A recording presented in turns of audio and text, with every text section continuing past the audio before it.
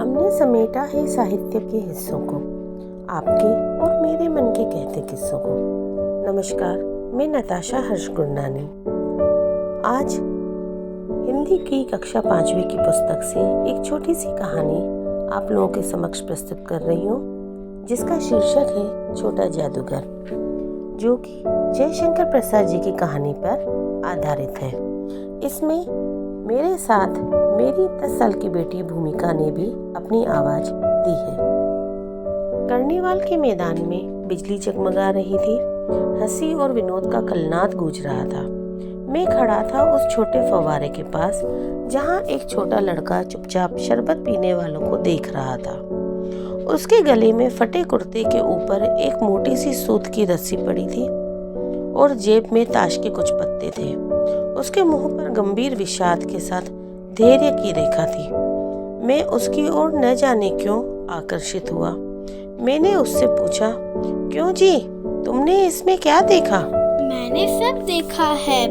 यहाँ चूड़ी फेंकते हैं, खिलौने पर निशाना लगाते हैं, तीर से नंबर छेदते हैं। मुझे तो खिलौनों पर निशाना लगाना अच्छा मालूम हुआ। जादूगर तो बिल्कुल निकम्मा है। उसने अच्छा ताश का खेल तो मैं ही दिखा सकता हूँ, उसने बड़े विश्वास से कहा।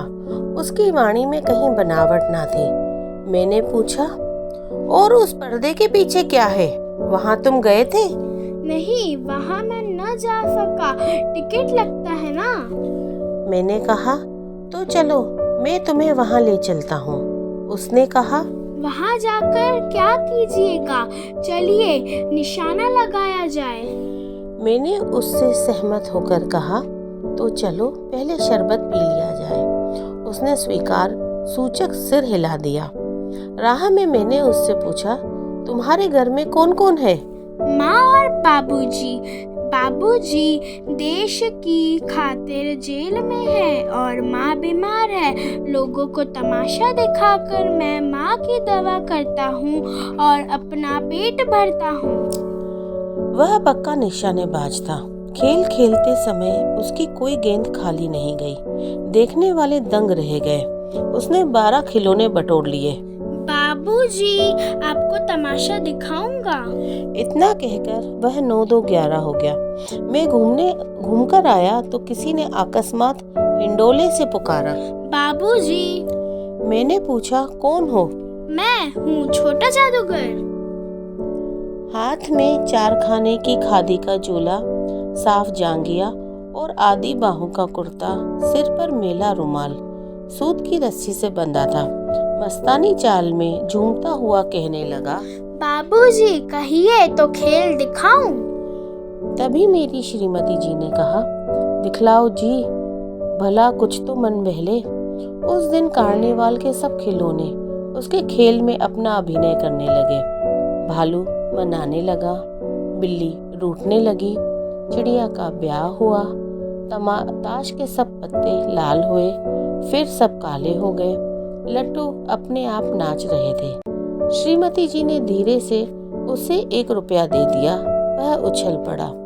मैंने कहा, लड़के? छोटा जादूगर कहिए, यही मेरा नाम है, इसी से मेरी जीविका चलती है। वह नमस्कार करके चला गया। फिर एक दिन मैंने उसे एक झोपड़ी के पास कंधे पर कंबल डाले खड़े देखा। पूछने पर उसने उत्तर दिया, माँ को अस्पताल वालों ने निकाल दिया।